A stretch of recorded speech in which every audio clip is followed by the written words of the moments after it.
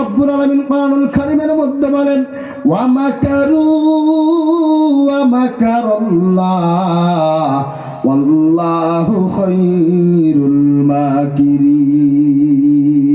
জোরে জোরে আওয়াজ দিয়ে বলুন আল্লাহু আকবার। আমার বন্ধুগণ, আল্লাহ রাব্বুল আলামিন কোরআনুল কারীমের মধ্যে আয়াতের মধ্যে চমৎকার করে ঘোষণা করে দিলেন, বান্দারে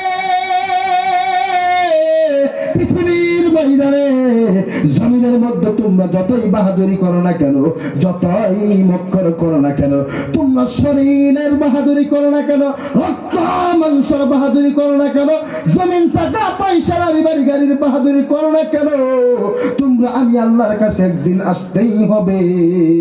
আর সেই দিন আমি আল্লাহ পাক তোমাদেরকে ধরে নিব। আমার বন্ধুগণ, আল্লাহ রাব্বুল আলামিন কোরআনুল কারীমের মধ্যে চমৎকার করে ঘোষণা করে দিলেন, আমাকে আপনাকে একদিন আল্লাহর কাছে যেতে হবে, সেই দিন আমাকে আপনাকে ধরবে। আল্লাহ বলে, বান্দারে তোমরা পৃথিবীর ময়দানে যতই বাহাদুরি করো না কেন, যতই মক্কর করো না কেন, আমি আল্লাহর কাছে তোমাদেরকে আসতে হবে রে বান্দা। সেই দিন আমি আল্লাহ তোমাদের বদলে নেব। আমার আপনার কথা, যেই নবী দুনিয়াতে এসে নবুয়ত পাওয়ার পর থেকে নিয়ে চিন্তা করতে করতে করতে যেই সময় নবীজির বুকের উপরে আজরাইল হাত রাখবে, আজরাইলকে বসিয়ে রেখে আমার আপনার কথা নবীজি আলোচনা করতেছেন যে আমি যদি যাই, আমার আপনার আল্লাহর নবী বলেন, আমি যদি এখন দুনিয়া ছেড়ে চলে যাই, আমার উম্মতরা কিভাবে দুনিয়াতে বসবাস করবে, কিভাবে আমার উম্মতেরা দুনিয়ার জমিনের মধ্যে চলবে। তখন আমার আল্লাহ রাব্বুল আলামিন জিবরাইলের দ্বারা ওহী দিয়ে দিলেন। জিবরাইল আলাইহিস সালাতু ওয়াস সালাম আমার নবী, আপনার নবী, বিশ্ব নবীকে ডাক দিয়ে বললেন, ও আল্লাহর নবী, ও আল্লাহর নবী, আপনি শুনেন, আমার আল্লাহ বলে দিল আপনি দুনিয়ার জমিন থেকে চলে যান, আপনার উম্মতের দায়িত্ব আমার আল্লাহ পাক নিজ হাতেই নিয়ে নিবে। জোরে জোরে আওয়াজ দিয়ে বলুন না সুবহানাল্লাহ। ভাই আমার, আল্লাহর নবী, বিশ্ব নবীর চিন্তা দেখে আমার আল্লাহ রাব্বুল আলামিন ডাক দিয়ে বললেন, ও জিবরাইল, তুমি আমার হাবিবকে বলে দাও যে আমার হাবিবকে বলে দাও তিনি যাতে দুনিয়ার জমিন থেকে চলে আসে, আমি উনার উম্মতের দায়িত্ব আমি আল্লাহ নিজ হাতে নিয়ে নিলাম। আবার আওয়াজ দিয়ে বলুন সুবহানাল্লাহ। ভাই, যেই নবী আমার আপনার জন্য এত কিছু চিন্তা করলেন, সেই নবীর জন্য আমি আপনি কি করতেছি বলেন তো? যেই নবী মৃত্যুর সময় আমার আপনার কথা চিন্তা করে গেলেন, সেই নবীর জন্য আমার আপনার কিছু করার আছে না নাই?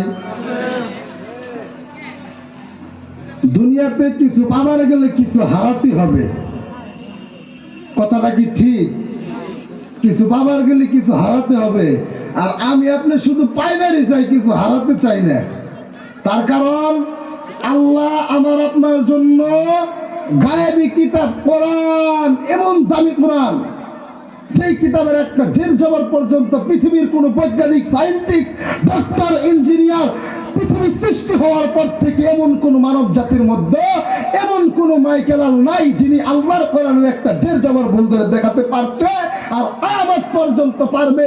সেই কিতাবকে আমার আল্লাহ আমাকে আপনাকে গিফট হিসাবে দিয়েছেন, প্রাইজ হিসাবে দিয়েছেন।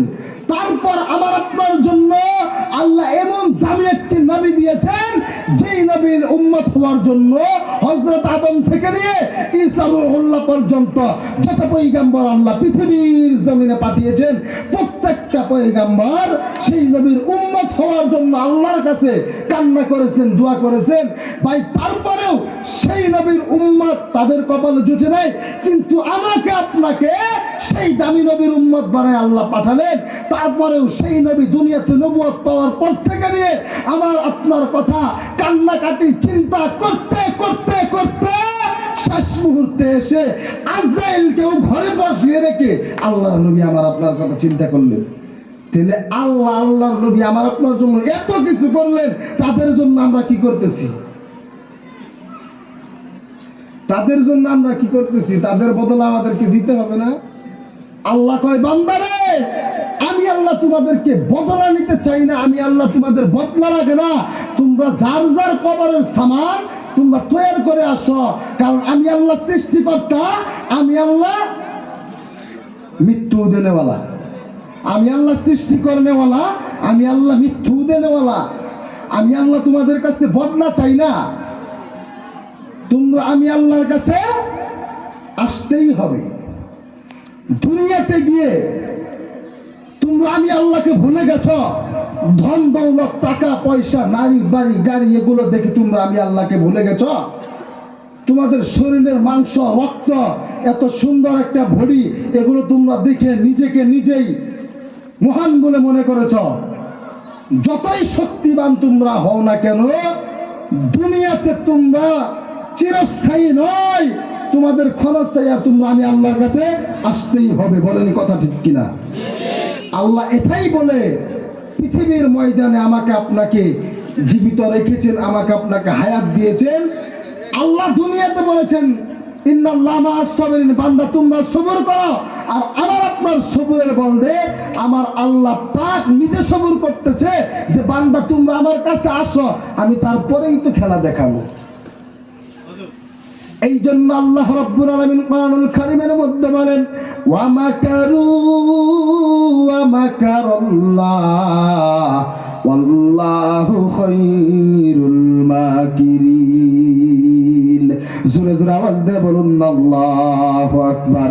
আমার বন্ধুগণ, আল্লাহ রাব্বুল আলামিন কোরআনুল কারীমের মধ্যে আয়াতের মধ্যে চমৎকার করে ঘোষণা করে দিলেন, বান্দারে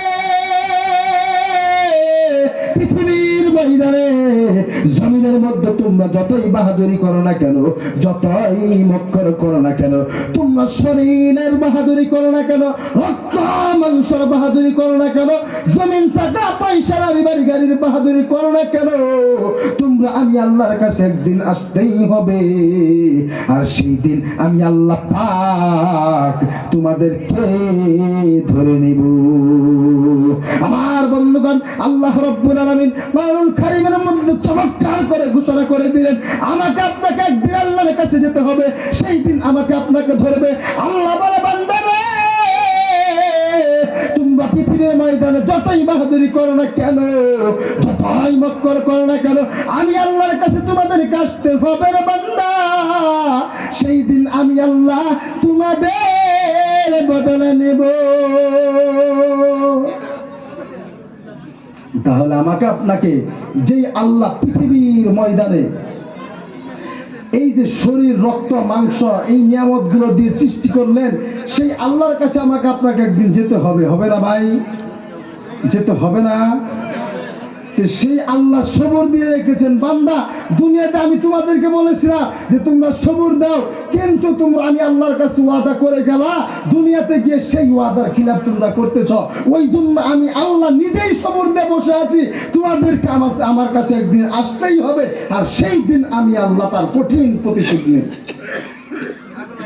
তাহলে আমরা কি বুঝলাম ভাই? আমাকে আপনাকে সেই আল্লাহর জন্য, নবীর জন্য, অন্তত আমার আপনার নিজের কবরে যাওয়ার জন্য কবরের সামান তৈরি করতে হবে না নাই? হবে না নাই? তো আমরা সবাই করবো তো ইনশাআল্লাহ। যাই হোক, আপনার